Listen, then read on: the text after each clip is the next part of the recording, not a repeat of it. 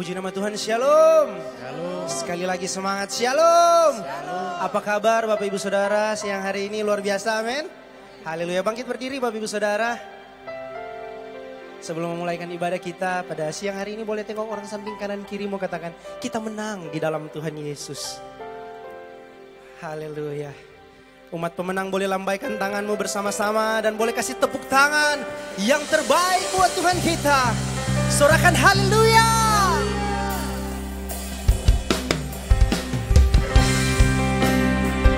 Terima kasih Tuhan Yesus.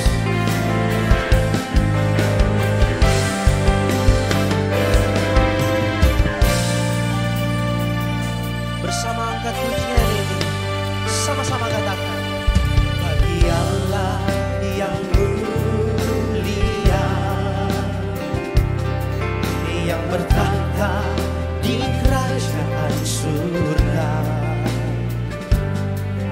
bagi anak domba Yesus Kristus Tuhan, Engkau layak disembah. Mari datang kepadanya, sujud di hadapan tahtanya. Mari puji Dia, Allah Maha Kuasa, Engkau layak disembah. Haleluya, haleluya, terpujilah namamu. Segala puji dan hormat, kemuliaan dan kuasa bagi Dia selama-lamanya. Haleluya, haleluya, haleluya, terpujilah namamu. Segala puji dan hormat, kemuliaan dan kuasa bagi Dia selama-lamanya.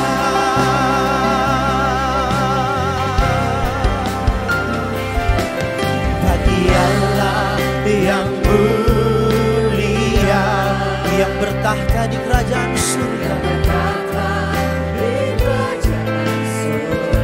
sebagai anak domba, bagi anak domba Yesus Kristus Tuhan, Engkau layak disembah.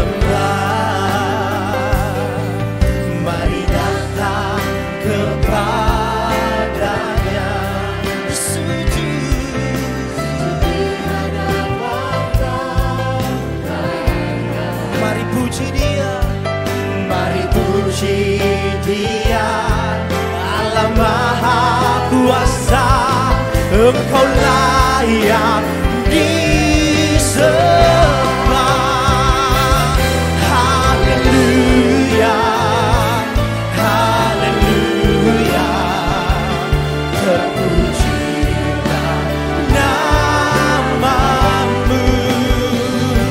Segala puji dan hormat, kemuliaan dan kuasa bagi Dia selama-lamanya. Oh haleluya, haleluya, haleluya, terpujilah namamu Tuhan. Dan segala puji bagimu Yesus, segala puji dan hormat, kemuliaan dan kuasa bagi Dia selama-lama. Boleh angkat dua tanganmu, sorakan haleluya.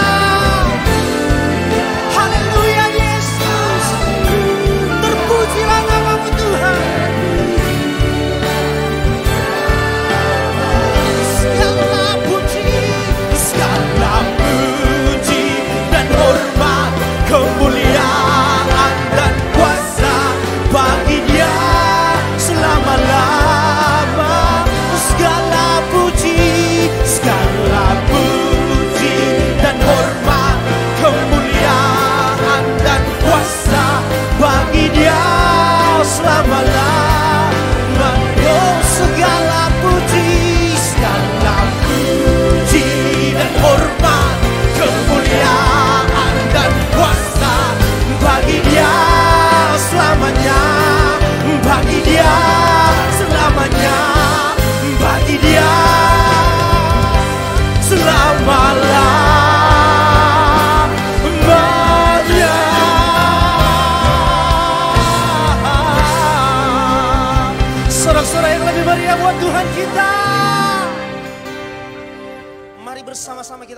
firman Tuhan dalam 1 Petrus 1 ayat 3 sampai 4. Terpujilah Allah dan Bapa Tuhan kita Yesus Kristus, yang karena rahmat-Nya yang besar telah melahirkan kita kembali oleh kebangkitan Yesus Kristus dari antara orang mati, kepada satu hidup yang penuh pengharapan, untuk menerima suatu bagian yang tidak dapat binasa, yang tidak dapat cemar, dan yang tidak dapat layu, yang tersimpan di surga bagi kamu.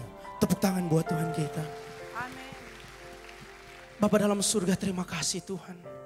Bahwa yang kami puji, yang kami tinggikan, yang kami agungkan hanya Engkau, Yesus Kristus Tuhan, Raja di atas segala raja.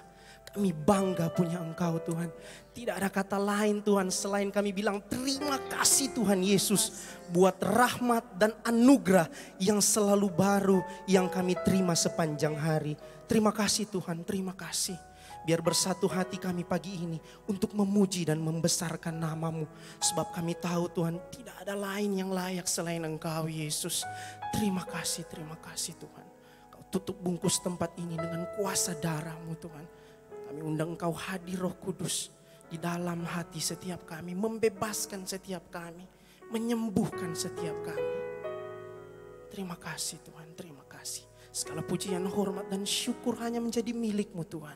Dan kami tabiskan ibadah pada siang hari ini di dalam nama Bapa, Putra dan Roh Kudus. Di dalam nama Tuhan Yesus Kristus yang mau lebih lagi memuji Tuhan bersama, katakan Amin. Haleluya. Tengok orang yang ada di samping kiri kananmu, beritahu dia. Katakan, engkau dan saya ada kuasa kebangkitan Kristus. Saudara, kita perkatakan kepada sesama kita, ada kuasa kebangkitan Kristus dalam engkau dan saya. Yang percaya, lambaikan tanganmu tinggi-tinggi bagi Tuhan. Haleluya. Puji Dia. Praise God. Padamu diberikan kuasa menaklukkan dunia oleh firman-Mu yang hidup.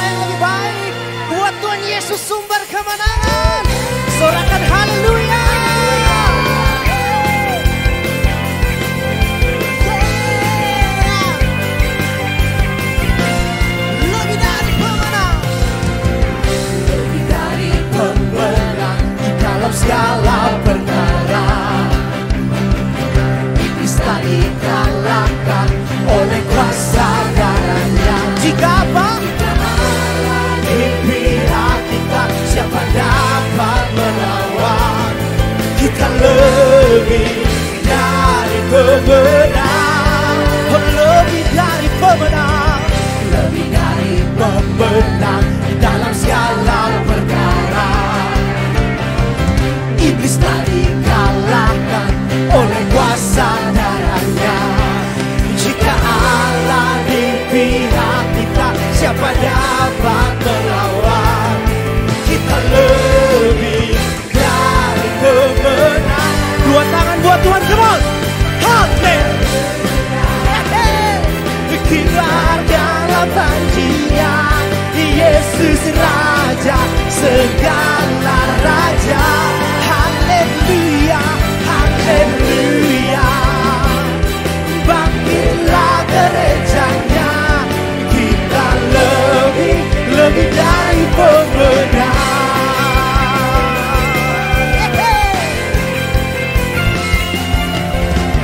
Lebih dari pemenang dalam segala perkara.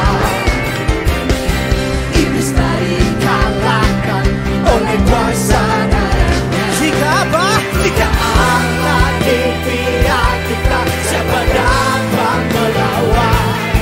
Kita lebih dari pemenang. Haleluya, haleluya. Kibar dalam Dia, Yesus Raja, segala raja. Oh haleluya, haleluya. Bangkitlah gerejanya, kita lebih dari pemenang. Semua boleh tepuk tangan buat Tuhan Yesus, come on. Woo! Sebab kita diciptakan untuk menjadi lebih dari pemenang, amin. Yeah. Oh.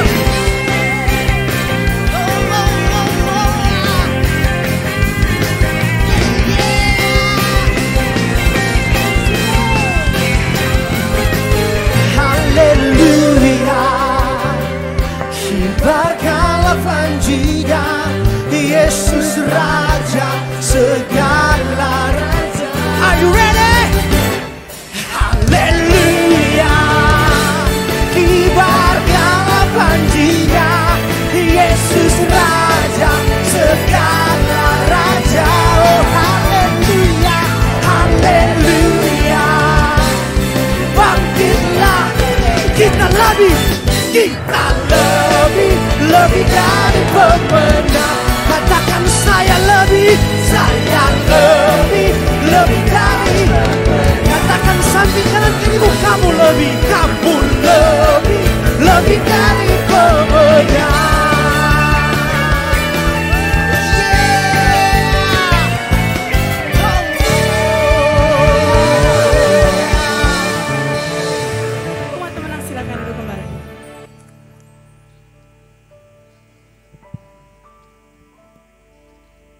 Bersyukur karena kita lebih dari pemenang, karena Tuhan Yesus yang sudah berkorban dan menang untuk kita semua, amin.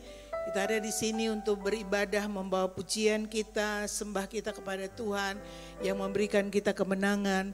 Dan saat ini sebagai gereja Tuhan, satu keluarga kita akan berdoa untuk keluarga-keluarga yang akan menyerahkan anaknya. Ada 4 keluarga, saya mengundang maju ke depan, Bapak Alfred Slalombo dan Ibu Gladys Mewengkang akan menyerahkan putri mereka yang kedua. Sesudah 16 tahun, 17 tahun ya, baru diberikan putri yang kedua, mujizat Tuhan. Keluarga yang kedua, Stanley Senewe dan Ibu Suelen Kaunang menyerahkan putri mereka, anak yang kedua, Joanna Simfone Senewe. Keluarga yang ketiga, Bapak Novi Pangau dan Ibu Desi Sandra Masombo akan menyerahkan putri mereka, anak yang keempat. Dan yang keempat adalah Ibu Meralita Adriana Mait akan menyerahkan putranya Daniel Blessing Valentino Mait. Anak-anak milik pusaka dari Tuhan, dan hari ini di hadapan Tuhan dan gerejanya, Papa Mama berjanji untuk mendidik anak-anak dalam takut akan Tuhan, memberikan contoh dan teladan Tuhan Yesus mengambil anak-anak sebagai contoh bahwa orang-orang yang seperti anak-anak inilah yang mempunyai kerajaan surga. Dan Tuhan berkata jangan menghalangi anak-anak datang kepadanya. Artinya orang dewasa memberikan contoh dan teladan. Kalau di rumah orang tua tidak memberikan contoh bagaimana mengasihi, bagaimana mengampuni, murah hati, maka anak-anak akan sukar untuk belajar.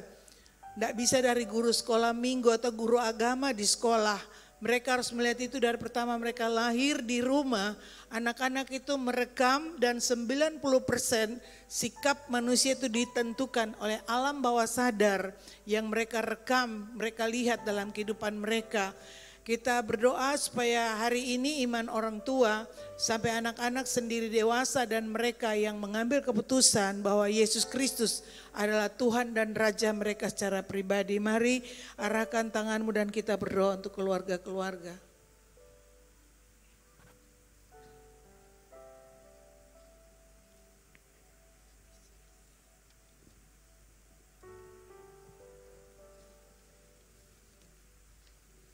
Ahava Eliana Lalombo, hari ini iman papa dan mama kau dibawa ke dalam rumah Tuhan dan diserahkan ke dalam tangan kuasa Allah. Sebagai hamba Tuhan, aku menumpangkan tangan atasmu dalam nama Bapa, Putra dan Roh Kudus, dalam nama Tuhan Yesus Kristus.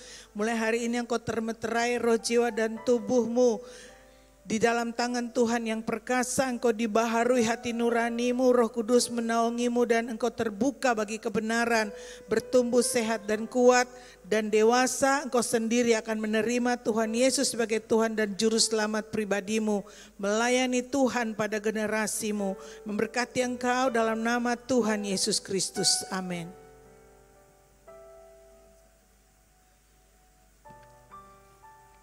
Joanna Simfoni Senewe, hari ini iman papa dan mama kau dibawa ke dalam rumah Tuhan. Dan sebagai hamba Tuhan aku menumpangkan tangan atasmu dalam nama Bapa, Putra dan Roh Kudus. Dalam nama Tuhan Yesus Kristus, roh, jiwa dan tubuhmu termeterai. Engkau milik Tuhan Yesus. Roh Tuhan menaungimu, memberikan kau hati nurani yang baru, terbuka bagi kebenaran. Kau bertumbuh sehat, kuat, anak yang baik, anak yang pintar. Engkau secepatnya menerima Tuhan Yesus menjadi Tuhan dan Juru Selamat pribadimu. Pada generasimu engkau melayani dan memuliakan Tuhan dalam nama Tuhan Yesus. Bennett Hana Pangau, hari ini iman papa dan mama kau dibawa ke dalam rumah Tuhan dan diserahkan ke dalam tangan kuasa Allah. Sebagai hamba Tuhan aku menumpangkan tangan atasmu dalam nama Bapa, Putra dan Roh Kudus. Dalam nama Tuhan Yesus Kristus, mulai hari ini engkau aman dalam tangan Tuhan yang kuat. Roh, jiwa dan tubuhmu termeterai, terpelihara, engkau milik Tuhan. Roh Tuhan membaharui hatimu, memberikan engkau hati nurani yang terbuka bagi kebenaran. Sehingga engkau bertumbuh kuat, sehat, anak yang baik, dan engkau melayani Tuhan pada generasimu. Dalam nama Tuhan Yesus kami berdoa, amin.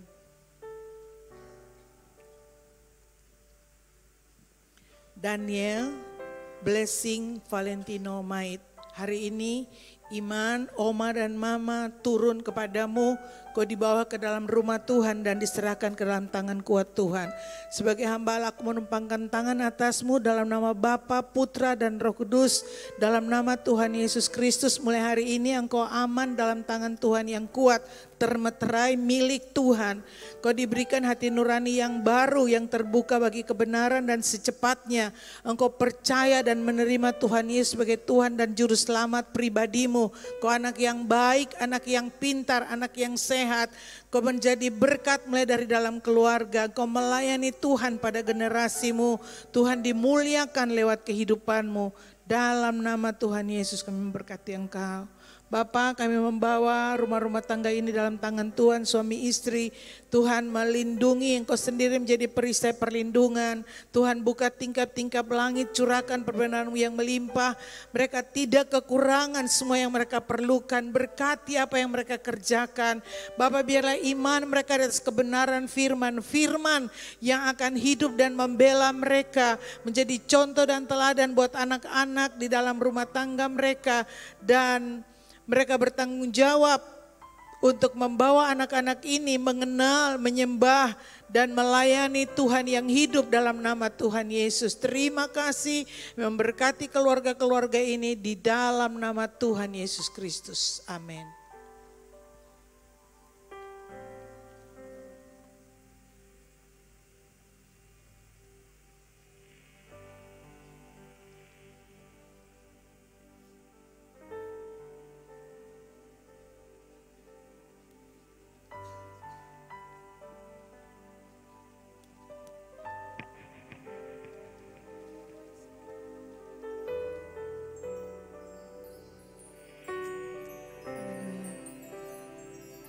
Sudah diberkati pagi hari ini, amin. Karena kuasanya, karena kasihnya, dari kuasa Roh Kudus yang berdiam di dalam kita. Memampukan kita untuk menyembah Dia dalam segala musim kehidupan kita. Tundukkan kepalamu, kedua tanganmu di hadapan Tuhan. Tuhan, kami menyembah-Mu. We worship in every season in our lives. Setiap musim Kau ada.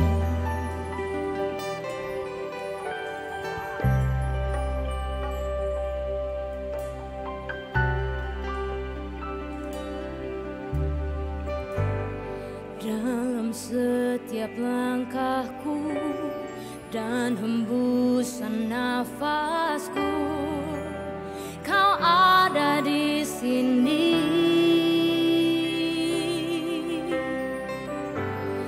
Hatiku pun bersyukur atas kebaikan-Mu dan kemurahan-Mu.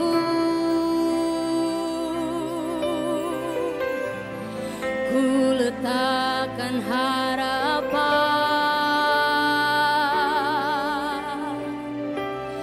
hanya dalam nama-Mu.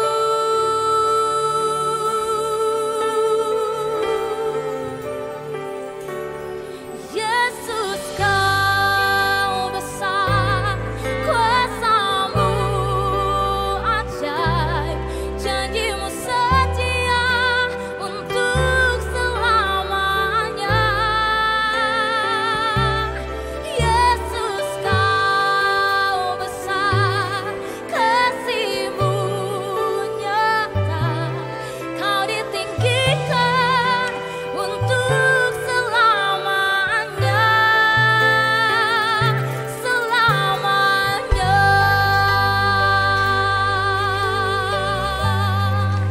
Terima kasih. Ada dalam hidup. Mari nyanyikan pujiannya sekali lagi.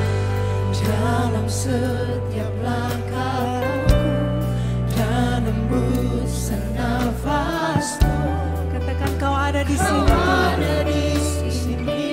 Kau ada di hidup kami. Oh, Hatiku pun bersyukur atas kebaikan-Mu dan kemurahan-Mu.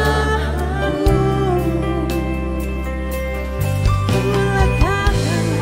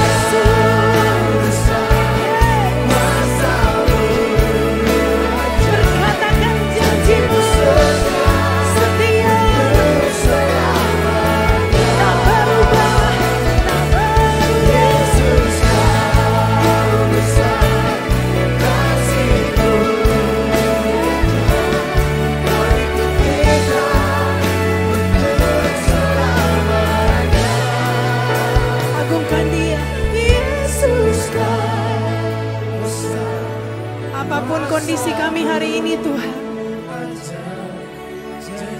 kami nyanyikan, kami deklarasikan, Engkau besar melebihi apapun Yesus. Yesus Kau besar, Kasih-Mu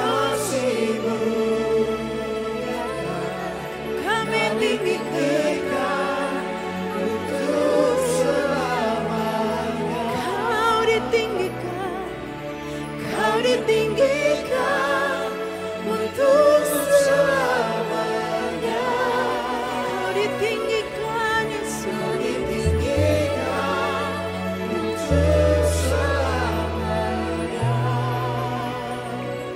Selamanya kami sembah Kau Yesus. Kau ditinggikan, Kau diagungkan. Nyanyian pujian, mazmur ucapan syukur hanya bagi Yesus. Sebab tak ada yang dapat disejajarkan denganmu. Tak ada yang dapat menyamai kasih setiamu. Tak ada yang dapat menyamai kuasamu. Kau besar, Kau ajaib, Kau dahsyat Yesus.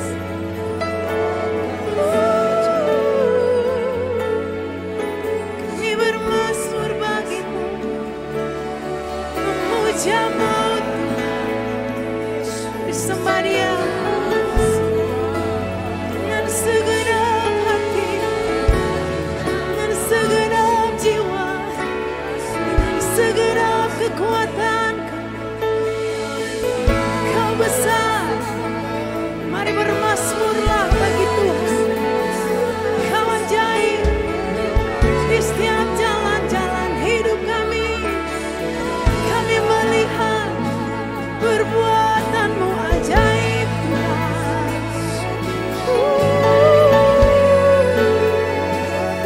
We praise, we praise. Yeah. Ada nyanyian pujian dari tempat ini. Ada ucapan syukur yang mengalir dari bibir mulut kami. Orang-orang yang Kau kasihi, orang-orang yang Kau cintai. Ada ucapan syukur Tuhan. Ada pengagungan bagi-Mu. Ada penghormatan bagi-Mu Yesus Tuhan. Shikara-la-la-la-la-la-la-la.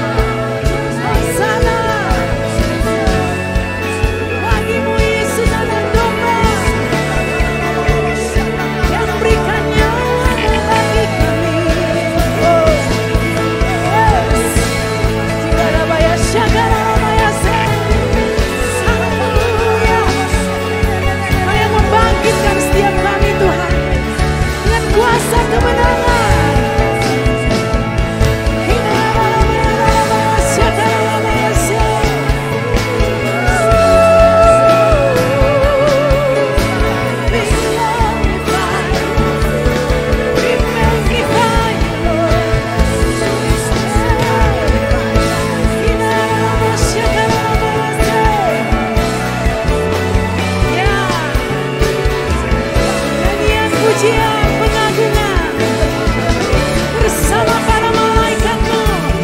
Kami puji Engkau, kami sujud Engkau. Ribuan malaikat memuji nama-Mu, umat tebusan-Mu memuji nama-Mu. Layak, layak, layak, Yesus layak.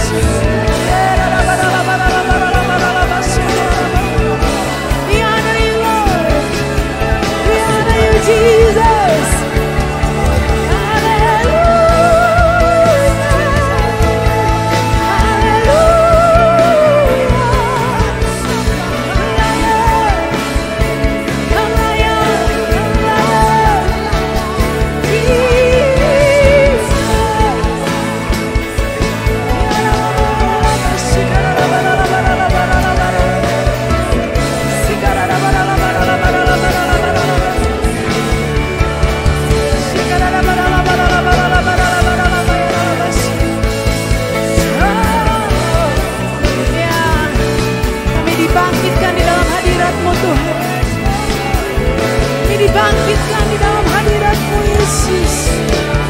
Jesus, praise you, praise you, Lord.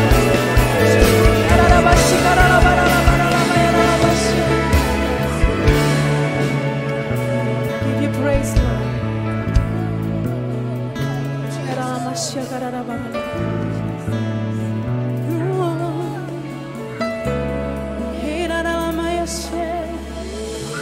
Hadapan tata kasih karunia-Mu, we honor you, we honor you, we bless you, Lord, we bless you, Lord.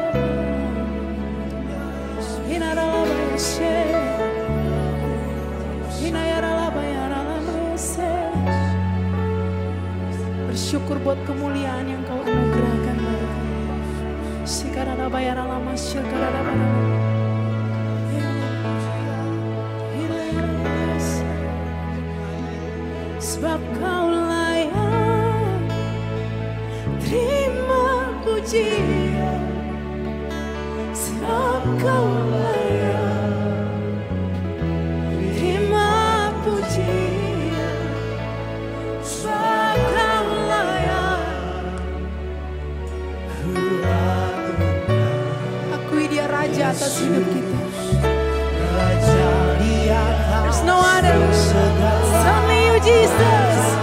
Kau layak, Kau layak, hanya Yesus yang layak, hanya Yesus.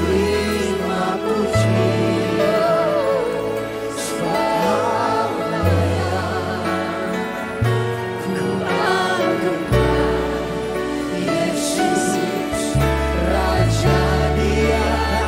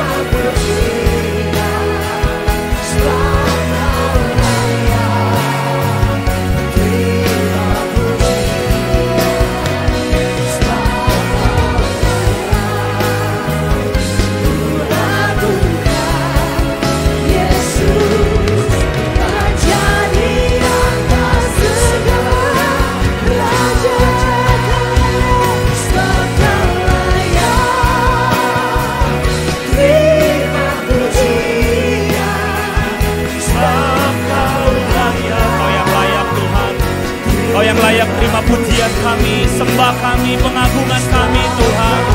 Kau Raja kami, Kau Tuhan kami, haleluya.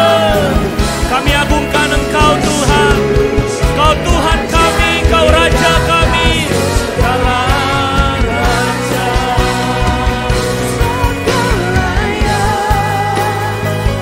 Ku agungkan Yesus, Raja di atas segala raja. Kau saja yang layak Tuhan. Kami agungkan Kau siang hari ini Tuhan, Kau yang dimuliakan. Atas segala raja, muliakan Tuhan kita, sorak-sorak, haleluya, haleluya, haleluya. Kau Raja yang berkuasa dalam kehidupan setiap kami. Biar semua kami waktu menaikkan pujian ini, sungguh-sungguh Tuhan Kau menjadi Raja yang memerintah hidup kami. Tuhan ampuni kami kalau kadang-kadang ego kami lah yang menguasai kehidupan kami. Padahal seharusnya ketika kami menjadikan Kau Tuhan, Kurios penguasa tunggal, Kau yang seharusnya menguasai kehidupan kami. Tapi kami bersyukur Tuhan, kasih karunia-Mu selalu tersedia atas setiap kami. Engkau mau terus mengubahkan kami dari dalam kami lewat firman-Mu. Firman-Mu terus datang untuk terus membaharui kami. Tuhan terima kasih untuk cinta-Mu, untuk kasih-Mu yang begitu besar. Kalau siang hari ini pun kami berkumpul sebagai satu keluarga dalam bait-Mu, dalam rumah-Mu. Tuhan kami percaya ini bukanlah sebuah pertemuan, perkumpulan biasa. Tapi Engkau-lah yang menjadi pusat pujian dan penyembahan kami. Kami imani Tuhan dalam hadirat-Mu Engkau baharui kami. Dalam hadirat-Mu setiap perjumpaan dengan Engkau Tuhan selalu akan terus mengubahkan kehidupan kami. Dan kami juga mengimani lewat firman-Mu Kau akan ubahkan setiap kami. Berbicaralah lewat firman-Mu Bapa, urapi hamba-Mu, pengurapan Roh Kudus-Mu ada atas semua kami.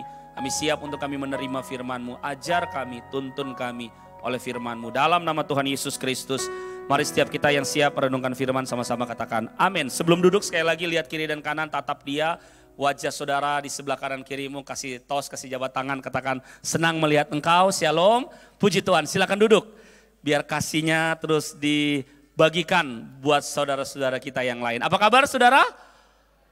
Luar biasa, minggu depan kita sudah ada di akhir bulan Mei lagi. Bulan April.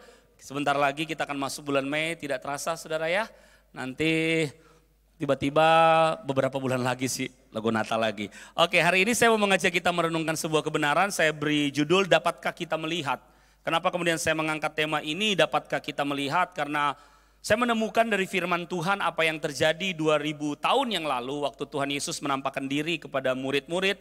Pertama kali Tuhan Yesus menampakkan diri kepada wanita, Maria Magdalena dan Maria yang lain. Itu luar biasa sekali, ada kebenaran yang penting di dalamnya. Dan kemudian saudara masih ingat Tuhan Yesus berkata kepada Maria Magdalena dan satu murid yang lain yang bernama Maria juga untuk mereka pergi sampaikan kepada saudara-saudara murid-murid yang lain bahwa Tuhan akan menjumpai mereka di Galilea. Sedikit saya menyinggung ini adalah sebuah hal yang Tuhan kerjakan yang di luar daripada kebiasaan. Karena pada waktu itu wanita itu baik dalam pemahaman Yahudi maupun dalam Romawi itu pendapatnya suka diabaikan.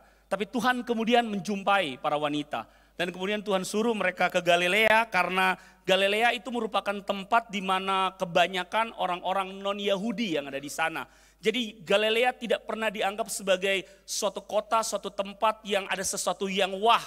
Makanya ketika mereka tahu bahwa Tuhan Yesus dari Nazaret, dari daerah Galilea, adakah sesuatu yang baik yang datang dari Galilea? Bapak Ibu pernah mendengar ayat itu ya. Tapi justru Tuhan bilang, pergi beritahu saudara-saudara bahwa aku akan menjumpai mereka di Galilea. Secara spiritual ada sesuatu yang memang Tuhan lagi kerjakan lewat karya kebangkitan. Mengubah banyak tatanan pada saat itu. Itu sebenarnya pemaknaan rohaninya. Tapi hari ini saya mau membahas sebuah hal juga yang kita kerap temukan dalam firman Tuhan. Bahwa dalam penampakan Tuhan Yesus selama 40 hari itu cukup panjang waktunya. Ada beberapa peristiwa di mana murid-murid sepertinya tidak mengenali Tuhan Yesus. Salah satu kisah, tapi sebelumnya kita baca dulu dari Kisah Para Rasul. Yuk saudara, kita akan lihat bahwa cukup lama, selama 40 hari 40 malam itu lumayan lama. Tuhan Yesus menampakkan diri kepada murid-muridnya. Dan juga kepada 500 orang. Kita baca dulu Kisah Rasul pasalnya yang pertama, ayatnya yang pertama. Sampai dengan ayat yang ketiga. Saya juga mengajak saudara untuk sama-sama kita baca ayat ini. Kisah Rasul pasal pertama, ayatnya yang pertama sampai dengan ayat yang ketiga. Mari kita baca sama-sama, 2, 3.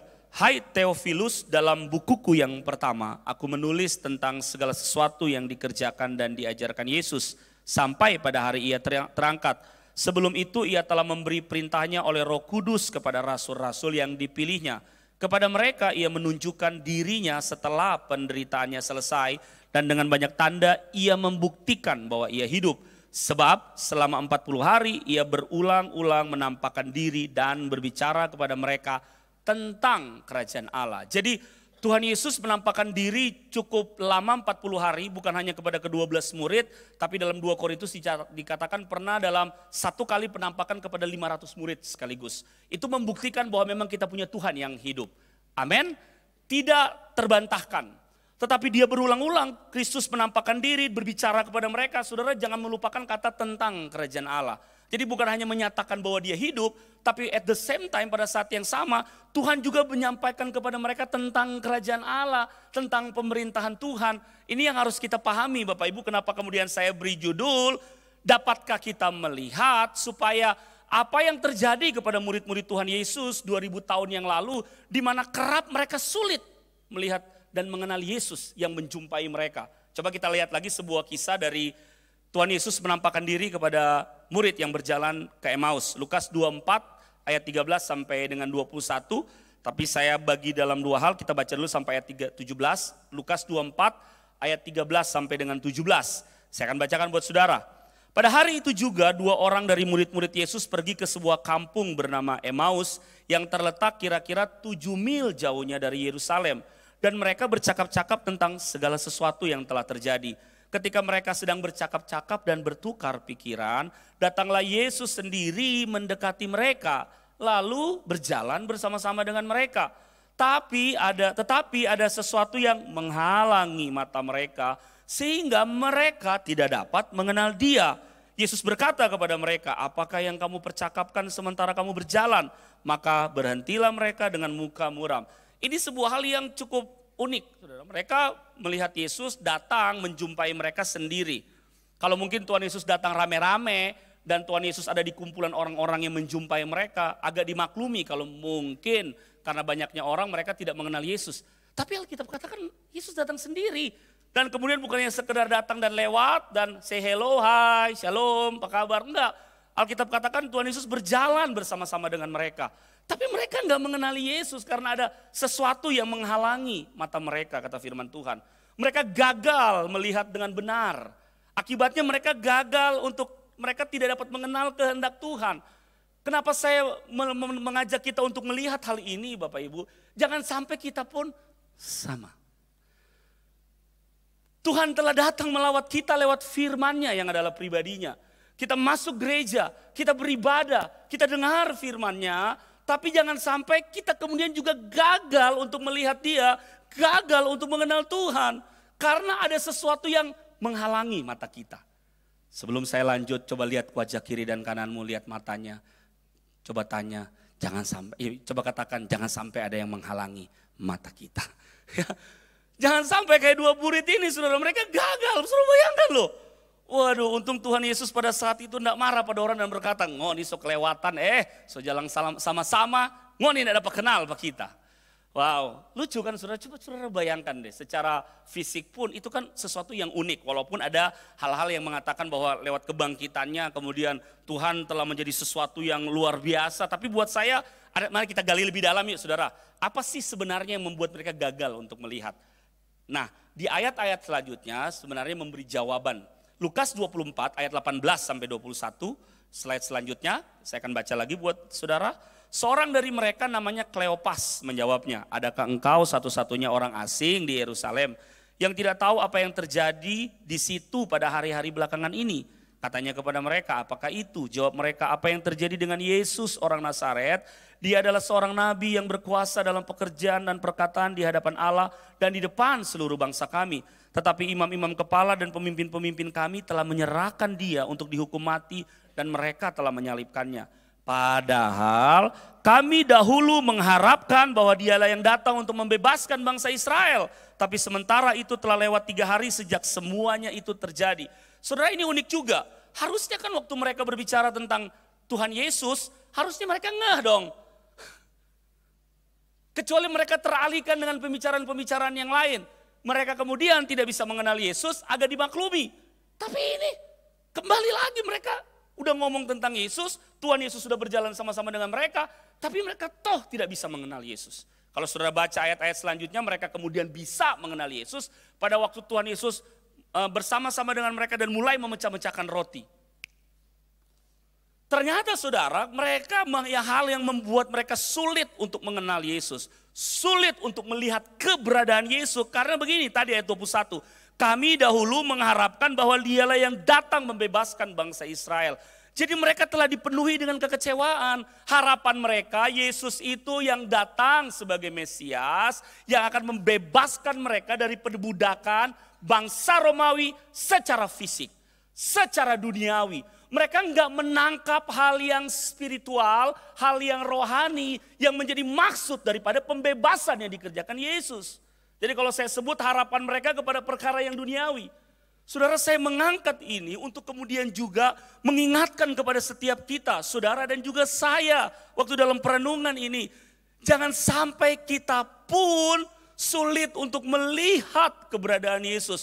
Sulit untuk melihat apa yang Tuhan mau kerjakan. Sulit untuk melihat hal-hal yang besar yang sudah Tuhan siapkan bagi saudara dan saya. Hanya karena kita terlalu fokus kepada hal-hal yang seharusnya kita jangan banyak fokus di hal-hal tersebut. Hal-hal yang kita alami dalam keseharian kita. Padahal saudara, tahukah saudara bahwa hati Tuhan sebenarnya, coba kita lihat dari saya diingatkan lagi sebuah ayat dari 1 Petrus pasalnya yang kedua ayat yang ke-9.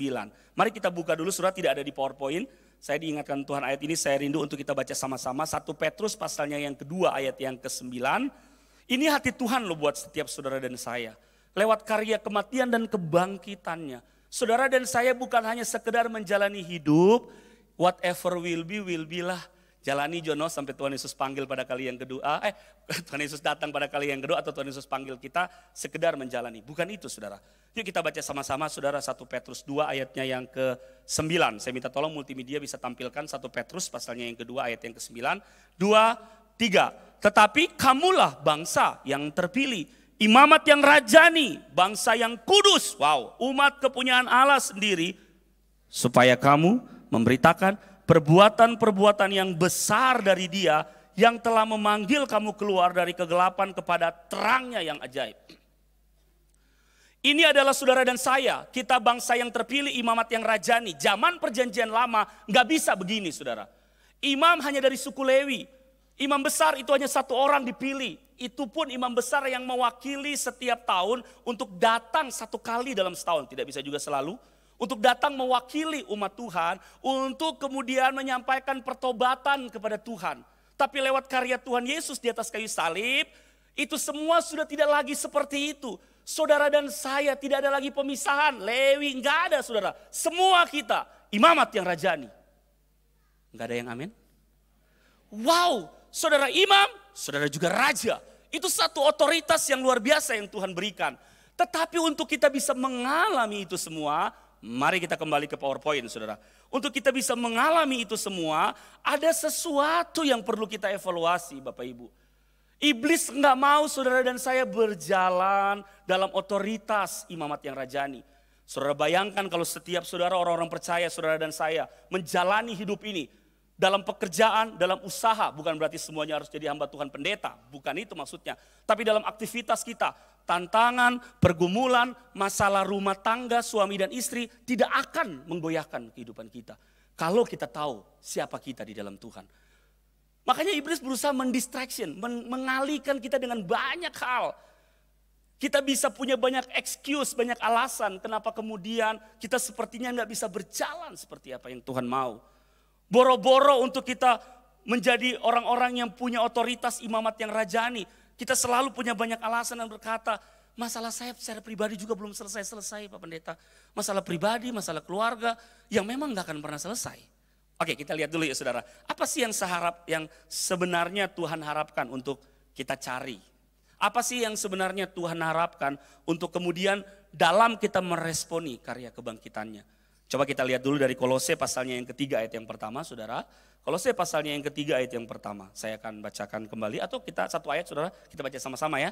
Kolose 3 ayat 1, 2, 3. Karena itu, kalau kamu dibangkitkan bersama dengan Kristus, carilah perkara yang di atas, di mana Kristus ada, duduk di sebelah kanan Allah. Ini adalah surat yang Paulus tulis kepada jemaat Kolose sebab mereka latar belakangnya begini. Ada guru-guru palsu yang mengajar mereka pada saat itu. Yang membuat mereka terlalu fokus dengan hal-hal yang lahiriah yang memang harus mereka hadapi. Sama seperti saudara dan saya. Ada hal-hal lahiriah yang memang harus kita hadapi. Kita nggak bisa berkelit menghadapi itu semua. Tetapi firman Tuhan mau beritahu kepada setiap kita bahwa dalam setiap perkara-perkara yang lahiriah yang harus kita hadapi, saudara dan saya juga jangan melupakan perkara-perkara yang surgawi, perkara-perkara yang di atas, yang justru kerap itu menjadi jawaban atas segala hal lahiriah yang kita alami. Tapi saudara lihat ya, iblis kadang-kadang mendistraksi kita sehingga membuat kita fokus kepada yang lahiriah toh. Maaf, sehingga banyak orang kemudian terjebak kalaupun beribadah dalam sudut pandang agamawi. Yang penting saya sudah hari Minggu sudah ke gereja. Tapi dailynya kita melupakan apa yang sebenarnya Tuhan inginkan kita hidupi. Saudaraku, kata carilah di Kolose 3 tadi yang kita baca, carilah perkara yang di atas, itu carilah dalam bahasa Yunani itu zeteite. Zeteite yang berarti begini, Tuhan suruh kita mencari dengan tekun. Mencari dengan tekad. Jadi bukan mencari biasa-biasa ini.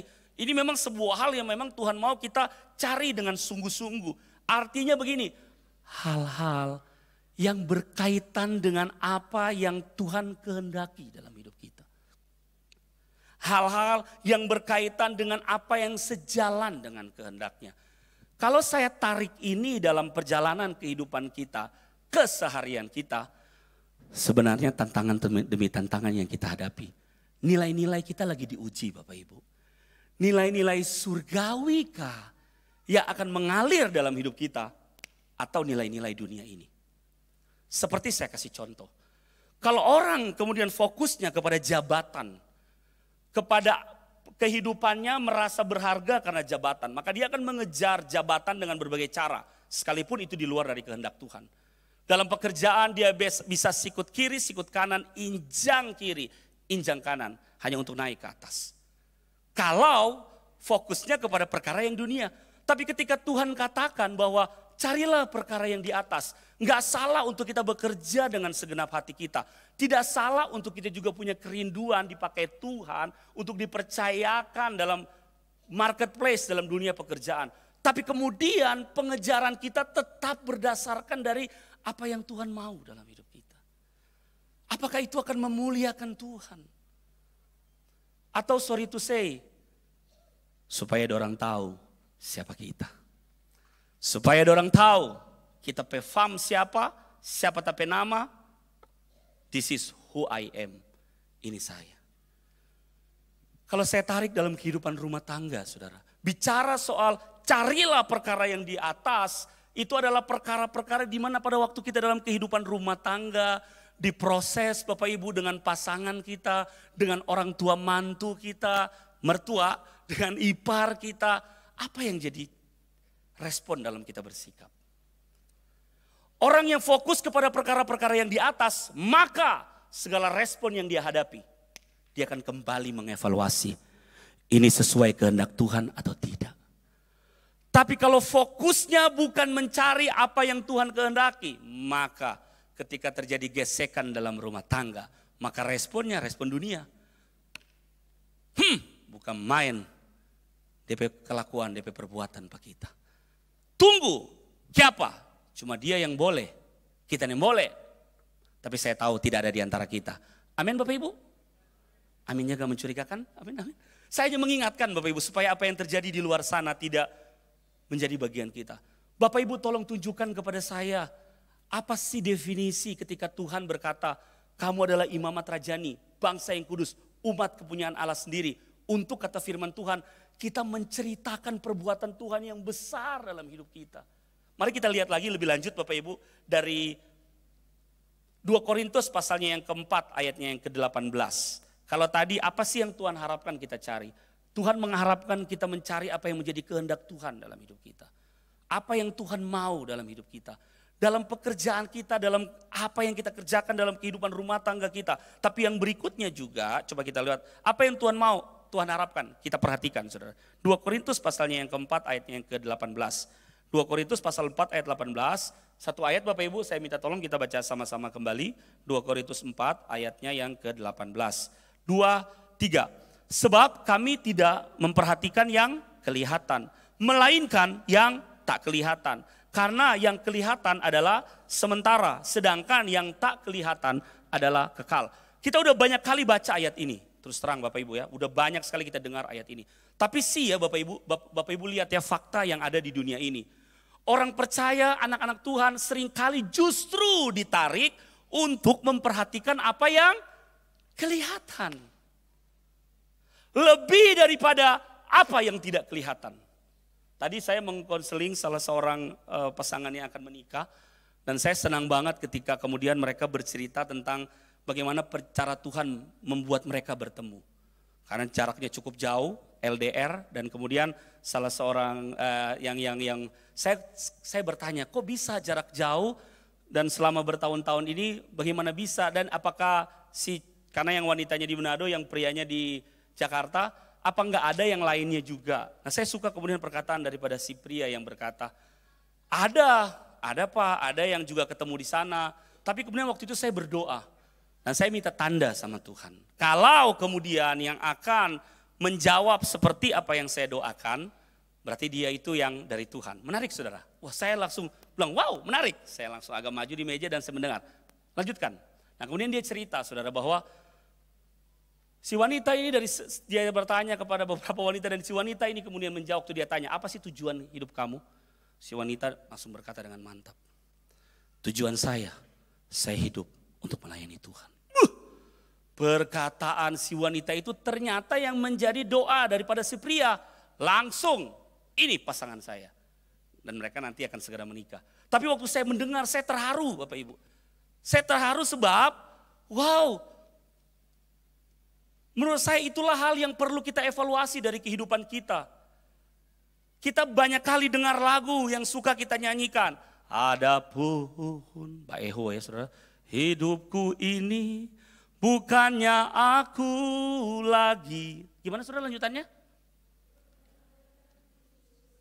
Yang hidup di dalam aku. Tapi coba lihat ketika kita diperhadapkan dengan proses kehidupan. Dengan pasangan hidup kita dalam rumah tangga kita. Dengan orang-orang dalam pelayanan. Dalam usaha bisnis kita. Coba kita evaluasi dan tolong jawab dengan jujur di hati saja. Apakah benar? Adapun hidupku ini bukannya aku lagi, melainkan Kristus yang hidup di dalam aku. Kristus yang hidup di dalam kita yang termanifestasi atau ego kita yang termanifestasi? Saudara tidak usah jawab, tapi mari kita evaluasi setiap kita secara pribadi.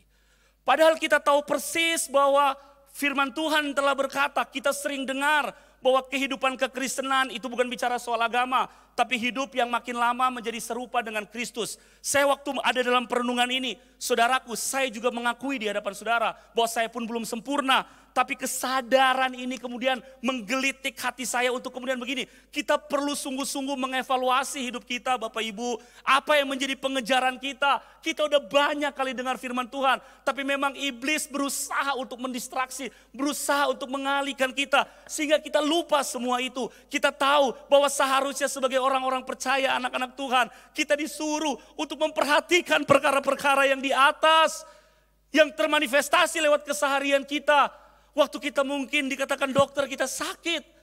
Kalau saudara dan saya kemudian fokus kepada perkara di atas. Saudara akan bisa berkata, saya yakin Tuhan pasti sembuhkan saya. Saya punya Yehova Rafa, Tuhan yang sanggup untuk menyembuhkan.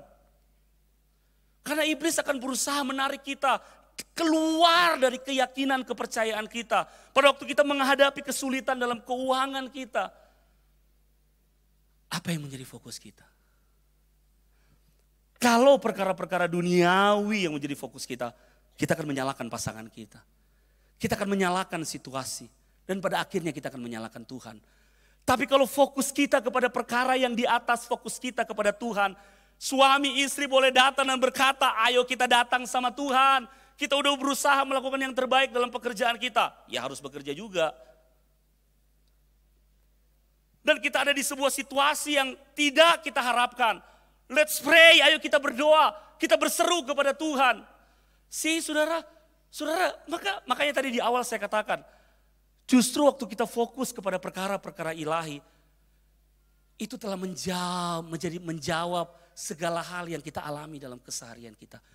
Bapak Ibu baca di Alkitab baik-baik. Aneh loh, setiap raja-raja di Israel muncul, raja-raja yang kemudian mendirikan hal-hal yang sifatnya lahiriah saja. Mereka bangun benteng-benteng yang berkubu-kubu untuk kemudian menjadi benteng untuk menghadapi musuh. Tapi mereka tidak mencari Tuhan. Bapak Ibu lihat di Alkitab, selalu Israel selalu dikalahkan. Tapi ketika muncul raja-raja, biasanya dikatakan begini, Raja Yosafat dia memutuskan untuk mencari Tuhan. Dia memutuskan untuk beribadah kepada Tuhan. Setiap ada bangsa-bangsa yang lebih besar, lebih banyak, lebih hebat, mau menyerang mereka. Tapi pada waktu Raja Yosafat sebagai contoh, dan orang Israel mencari Tuhan, melihat perkara yang ilahi, selalu kemenangan jadi bagian mereka. Betul Bapak Ibu? Amin. Sebut saja, coba Bapak Ibu baca Raja-Raja. Saya suka sekali baca kitab Raja-Raja untuk melihat bahwa benar Bapak Ibu, kekuatan saudara dan saya menghadapi kemenangan di dunia ini sekali lagi, itu bukan karena kekuatan kita. Nah, kita kembali di 2 Korintus 4 ayat yang ke-8 Bapak Ibu. Kata memperhatikan di sini kita disuruh fokus kepada hal-hal yang benar-benar penting. Kata Yunaninya dia pakai kata skopeo yang berarti memperhatikan. Fokus kepada hal-hal yang benar-benar penting. Bapak Ibu, hati-hati di akhir zaman kita akan dialihkan kepada perkara-perkara.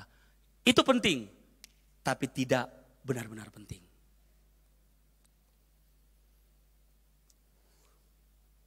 Saya membangun rumah tangga supaya saya bahagia. Bahagia penting enggak? Penting. Tapi hal-hal yang jauh lebih penting adalah saya sebagai pasangan suami istri harus menjalani kehidupan rumah tangga dengan suami, dengan istri saya. Karena kami telah berjanji di hadapan Tuhan. Itu hal yang benar-benar penting. Sehingga ketika diperhadapkan dengan konflik yang membuat sepertinya kebahagiaannya agak sedikit terproses. Kita tahu ada hal-hal yang lebih penting yang harus kita pegang. Amin. Ketika kita diperhadapkan dengan sesuatu yang bisa membuat kita menjadi lebih banyak uang, tapi itu diperhadapkan dengan situasi yang bukan daripada kehendak Tuhan, kita tahu itu penting, ada uang. Tapi ada hal yang benar-benar lebih penting. Amin Bapak Ibu. Kita lihat dulu lebih lanjut Bapak Ibu. Apa yang terjadi pada waktu saudara dan saya mencari dan memperhatikan hal yang benar dan utama? Kita bersyukur saudara bahwa Tuhan kita adalah Tuhan yang tahu menghargai segala sesuatu yang Bapak Ibu kerjakan dalam kehidupan Bapak Ibu saudara dan saya di dunia ini. Tuhan kita adalah Tuhan yang tahu mereward. Reward atau upah kita bukan hanya di kekekalan, tapi di kehidupan masa kini juga kok sebenarnya. Coba kita baca yuk. Matius pasalnya yang ke-6 ayat yang ke-33. Matius 6 ayat yang ke-33 berkata begini. Tetapi carilah dahulu kerajaan Allah dan kebenarannya, maka semuanya akan ditambahkan kepadamu. Bapak Ibu seringnya kita dengar ayat ini ya. Tapi sekali lagi kita pun terdistraksi. Kita pun teralihkan. Kita bisa lupa ayat ini. Maka kita mencari yang ditambahkan dulu. Padahal kita beritahu, carilah dahulu kerajaan Allah dan kebenarannya. Cari Tuhan dan apa yang Tuhan inginkan. Itu maksudnya. Carilah dahulu kerajaan Allah dan kebenarannya. Kita cari Tuhan seperti apa yang saudara lakukan saat ini waktu saudara di rumah, waktu saudara baca Alkitab. Tetapi juga kita cari Tuhan dan cari apa yang menjadi kehendak Tuhan yang harus kita hidupi. Itu maksudnya. Maka semuanya akan ditambahkan. Katakan dengan saya, semuanya akan ditambahkan. Semua yang ditambahkan ini punya makna apa yang kita butuhkan. Bapak Ibu. Coba Bapak Ibu dan saya mari kita evaluasi sama-sama yuk.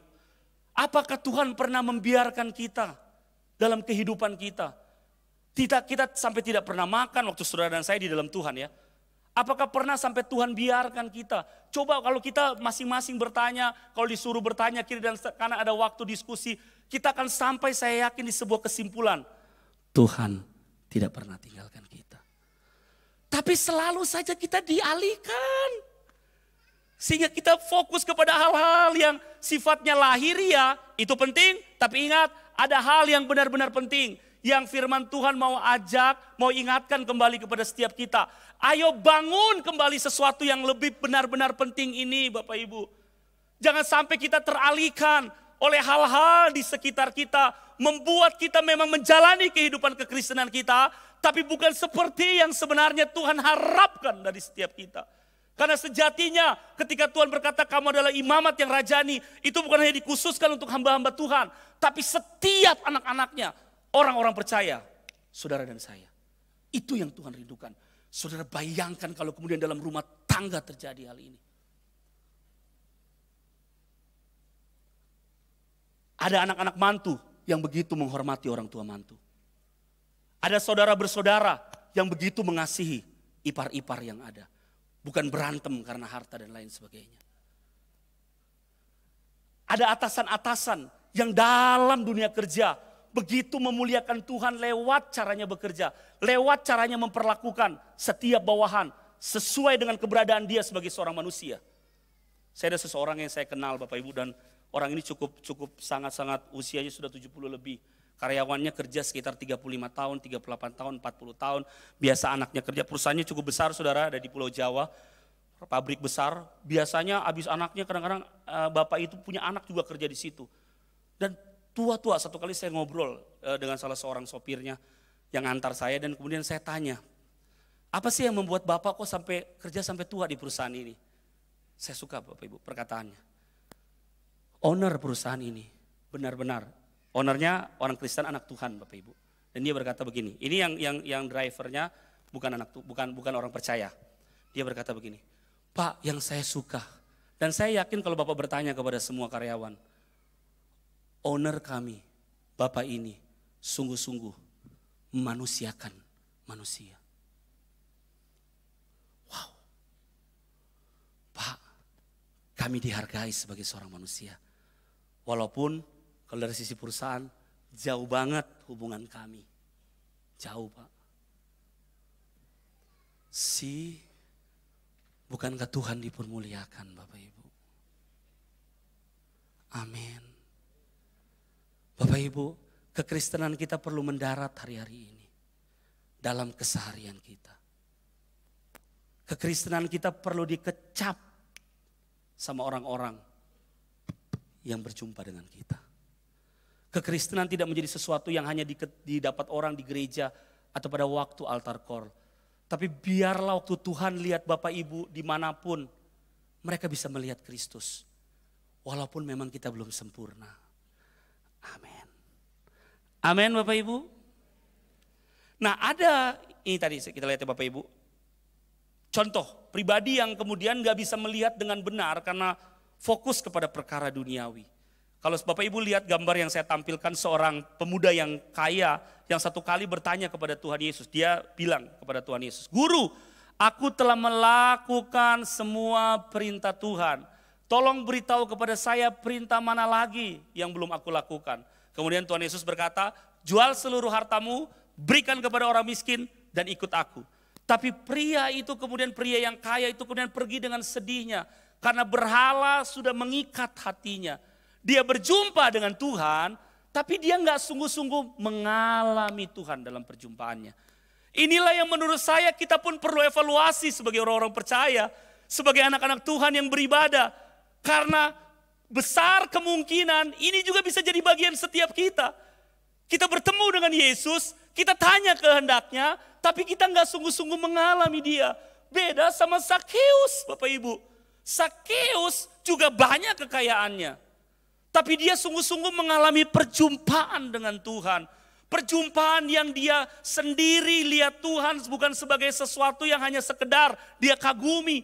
Tapi kemudian dia meresponi dengan cara yang tepat saudara. Karena itu memang free will.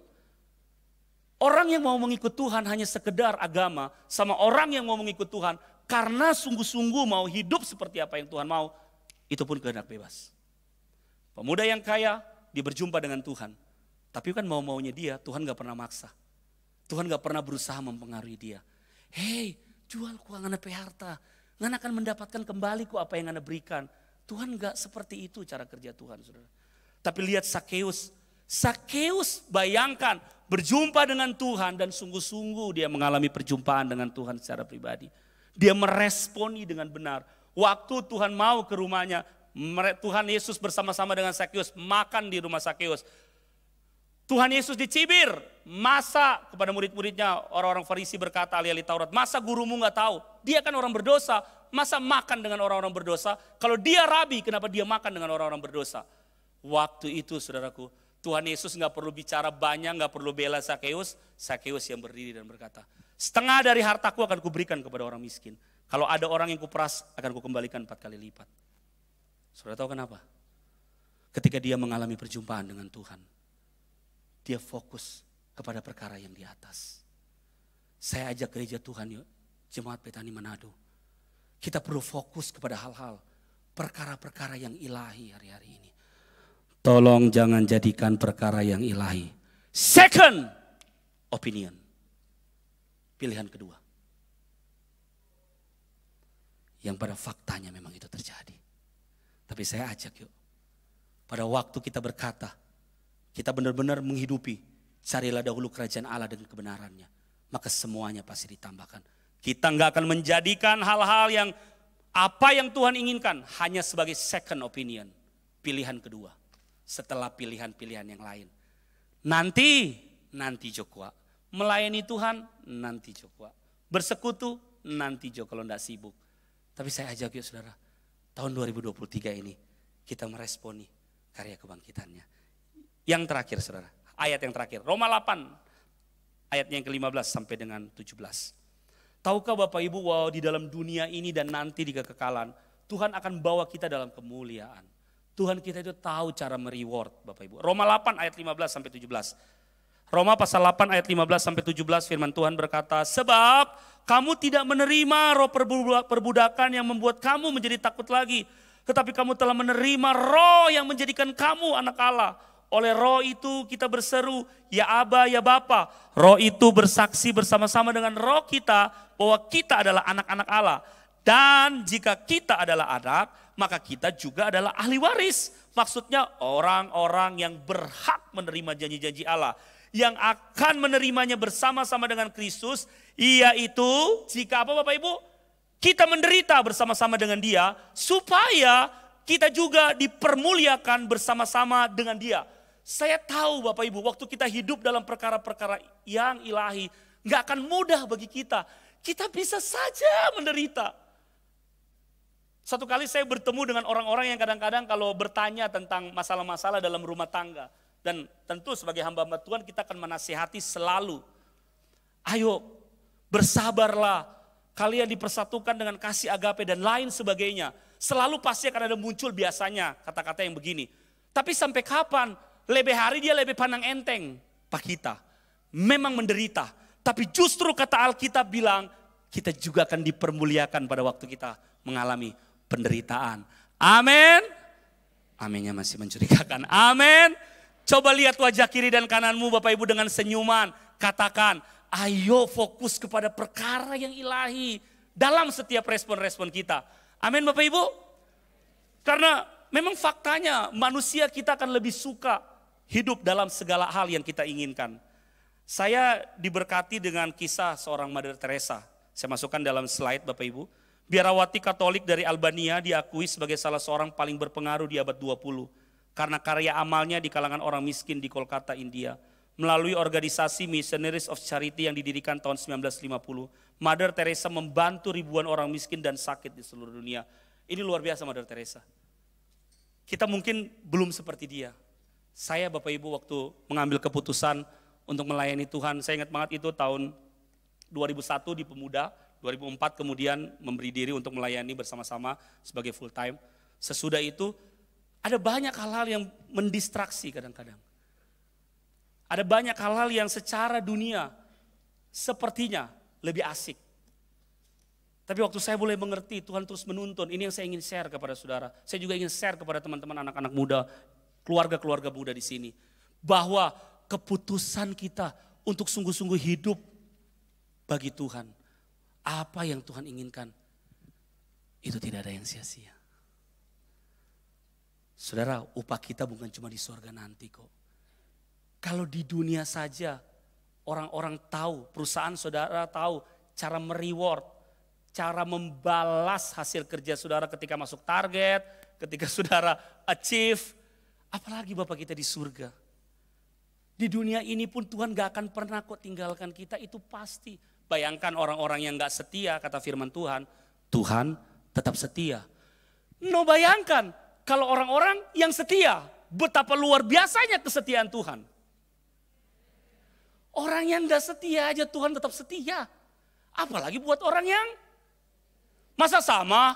Come on Bapak Ibu, masa sama? Enggak lah, saya yakin banget itu. Coba saudara evaluasi yuk. Orang yang gak setia aja Tuhan tetap setia. Apalagi buat orang yang setia. Seberapa saudara mau setia hari-hari ini? Boleh angkat tangan? Saya undang pemain musik, saya ingin ceritakan sebuah kisah Bapak Ibu ya. Saya beri judul pelajaran dari gelas kopi styrofoam. Saya nggak sempat beli di Koel tadi, nggak sempat bilang sama ownernya.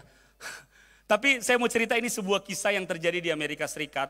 Seorang mantan wakil menteri pertahanan Amerika Serikat, satu kali dia berbicara di seminar umum, dan kemudian dia membawa, saya kasih contoh ya, dia membawa segelas kopi, segelas cangkir tapi dari styrofoam yang ada kopinya.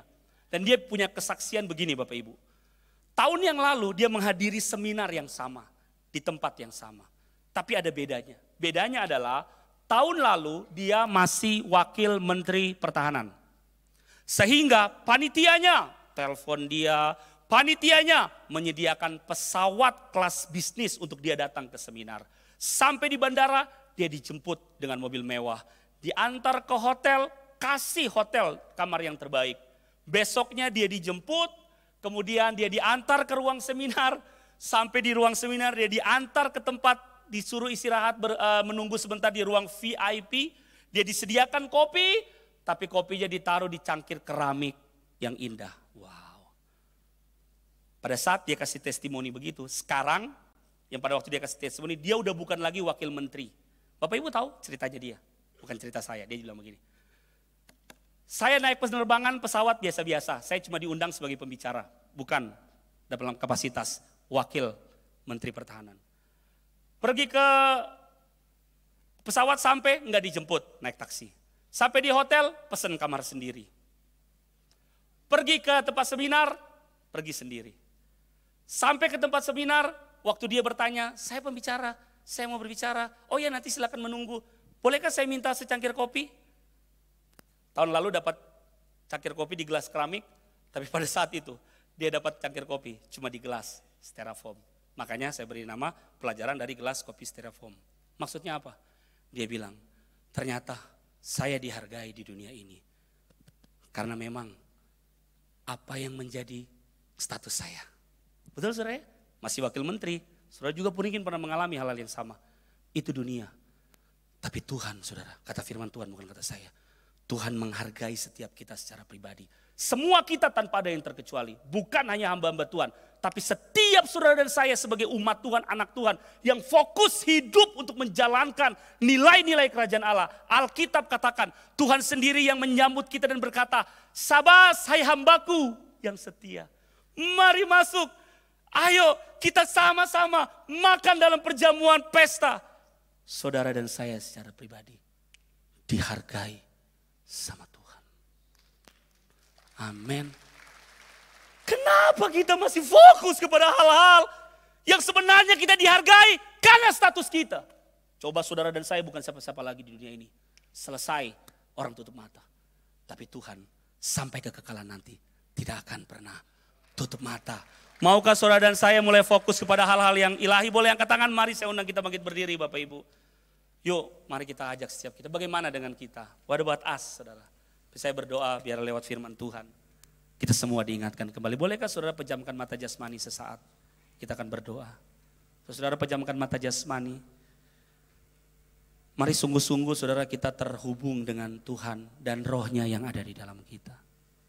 Saudara bisa menguji apakah firman yang saudara dengar pada siang hari ini.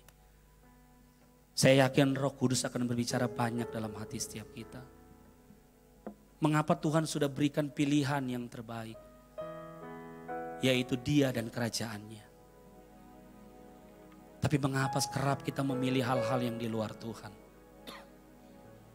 Iblis tidak senang dengan kehidupan saudara dan saya yang hidup seperti apa yang Tuhan mau. Tapi kita bersyukur firman-Nya, roh-Nya selalu tersedia untuk mengingatkan setiap kita. Dalam pekerjaan yang saudara dan saya jalani, dalam area apapun, mari yuk kita lihat maksud ilahi di dalamnya.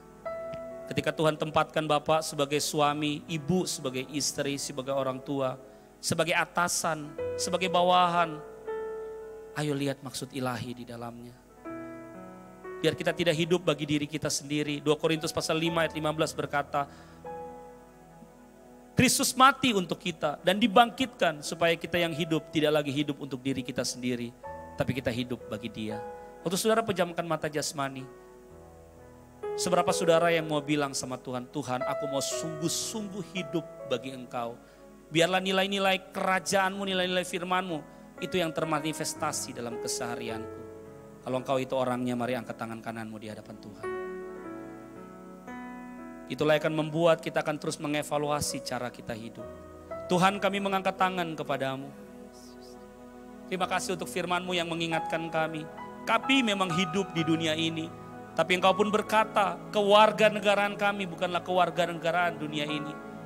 Tuhan, terima kasih untuk firman-Mu yang mengingatkan kami. Kami yakin dan percaya kami seharusnya tidak perlu khawatir tentang apapun juga. Kalau Tuhanlah yang menjadi pusat dari kehidupan kami. Tuhan pasti setia dan selalu akan menyediakan segala sesuatu yang kami butuhkan. Tepat pada waktunya. Kesembuhan Engkau sediakan. Segala sesuatu Engkau sediakan. Bukan untuk kemudian kami melupakan Engkau. Tuhan ampuni kami. Kalau kami banyak fokus kepada kehidupan kami selalu. Kami melupakan apa yang seharusnya punya nilai kekekalan. Kami lupa untuk sungguh-sungguh dalam hidup ini. Melayani Engkau. Membawa kehidupan Kristus nyata dalam keseharian kami. Tapi kami bersyukur Tuhan, kasih-Mu lewat firman-Mu selalu mengingatkan kami. Teguhkanlah firman-Mu dalam hati dan kehidupan setiap kami. Biar ini tidak berlalu begitu saja. Biar kami ini bisa kami hidupi dalam keseharian kami. Kami bersyukur Tuhan, terima kasih Engkau baik dalam hidup kami. Biarlah segala pujian, hormat dan kemuliaan hanya bagi Engkau. Dalam nama Tuhan Yesus. Haleluya. Mari sama-sama katakan amin. Tuhan memberkati saudara, silakan duduk.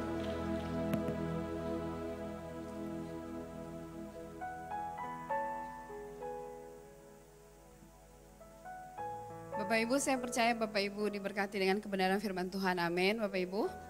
Dan di dalam ibadah kita akan memberikan persembahan. Semua yang disampaikan oleh Pendeta Fani tadi itu menjadi dasar pemikiran kita.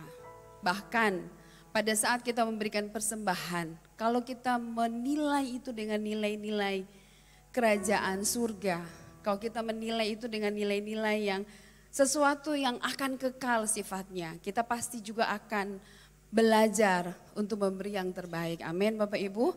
Mari persiapkan persembahan Bapak Ibu.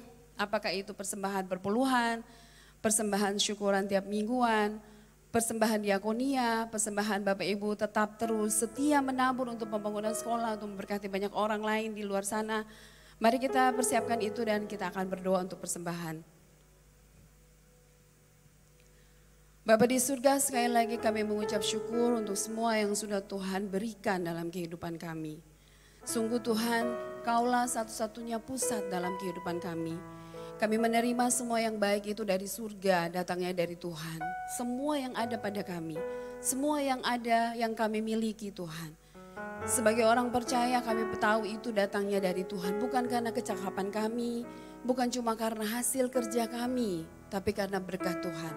Firman-Mu Tuhan yang mengajarkan kepada kami, berkat Tuhanlah yang menjadikan kami kaya diberkati, bukan karena susah payah kami. Sebab itu sebagai tanda ucapan syukur kami Tuhan, Kami bersyukur bahwa di setiap ibadah kami diberikan kesempatan untuk memberikan persembahan. Apa yang ada di tangan kami ini Tuhan, berkati Tuhan. Supaya semua yang kami berikan ini kami berikan dengan hati yang penuh dengan sukacita. Kami berikan dari hati yang penuh dengan kerelaan. Kami berikan dari hati yang penuh dengan pengertian bahwa semua yang kami lakukan dalam ibadah itu memiliki nilai-nilai kerajaan surgawi. Terima kasih Tuhan. Sekali lagi Tuhan, dengan hati yang penuh dengan ucapan syukur, dengan pengertian yang benar, kami mau memberikan persembahan kami. Persembahan perpuluhan, persembahan diakonia, persembahan ucapan syukur atau taburan kami sekalipun. Kami mau memberikan itu di dalam nama Tuhan Yesus. Semua yang diberkati bersama dengan saya mau memberikan persembahan, katakan amin. Tuhan Yesus berkati. Kasih setiamu nyata bagiku, hikmat kebajikan tersedia bagiku. Sebab Allah sanggup limpahkan segalanya, dan anugerahnya sangat besar bagiku. Kasih setiamu Tuhan, kasih setiamu nyata bagiku, hikmat kebajikan tersedia bagiku. Sebab Allah sanggup limpahkan segalanya, dan anugerahnya sangat besar bagiku. Aku diberkati, aku dilimpahi, karena Allah sanggup untuk menyediakan. Aku diberkati, aku dilimpahi atas sempurna anugerah Tuhan bagiku.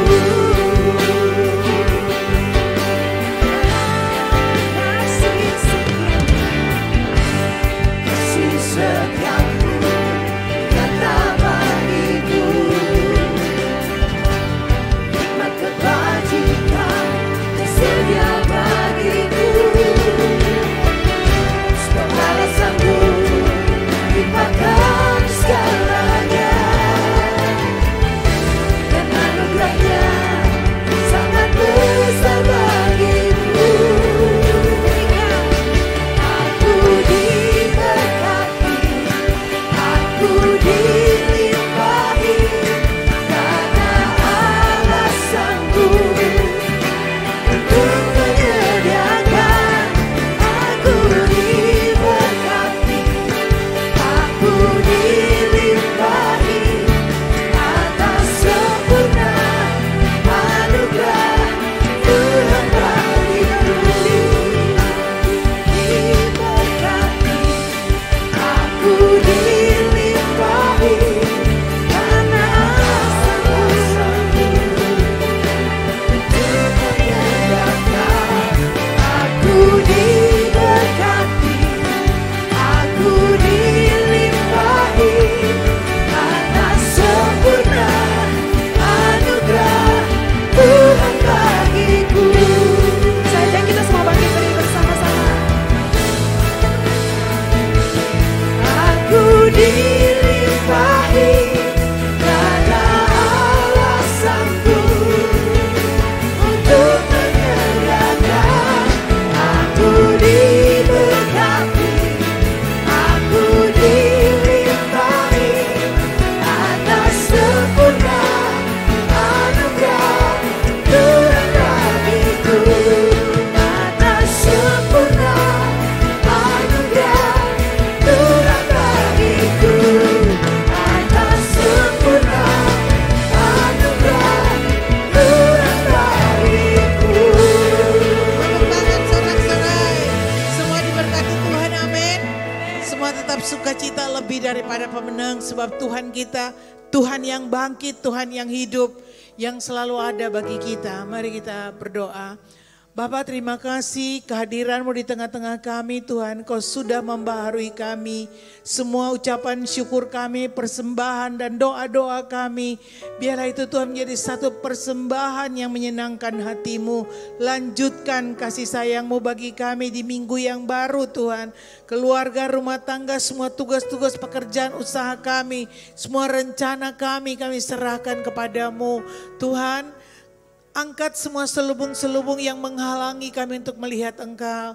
Biarlah Tuhan kami lihat Engkau dalam setiap aspek kehidupan kami. Dari pagi sampai malam waktu kami mau membaringkan tubuh kami dapat mengucap syukur sebab kasih setia-Mu tidak pernah beranjak dari kami. Kau buka tingkap-tingkap langit, Engkau curahkan perbenaran-Mu yang melimpah. Kau janji Tuhan, takaran yang kami pakai, kami bawa untuk membawa persembahan-persembahan kami dipadatkan, digoncangkan sampai meluber, turun ke dalam ribaan kami. Buka Tuhan perbendaharaan-Mu dan berikan dalam rumah-rumah tangga di masa di mana dunia berkata bahwa ini masa krisis, masa yang sulit. Kami umat Tuhan mengangkat wajah kami dan dengan iman kami berkata Jehovah Jireh, Tuhan menyediakan, Tuhan tidak pernah ingkar janji, Tuhan tidak pernah terlambat untuk memberikan yang kami perlukan. Terima kasih Tuhan, pintu-pintu yang tertutup Engkau bukakan bagi anak-anak-Mu yang mencari pekerjaan Tuhan. Berikan kesempatan Tuhan, berikan tempat yang baik, memberikan Tuhan kekuatan supaya anak-anak-Mu bekerja dengan sungguh-sungguh dan rajin. Dan kami akan lihat kekayaan orang-orang fasik pindah di tangan orang benar.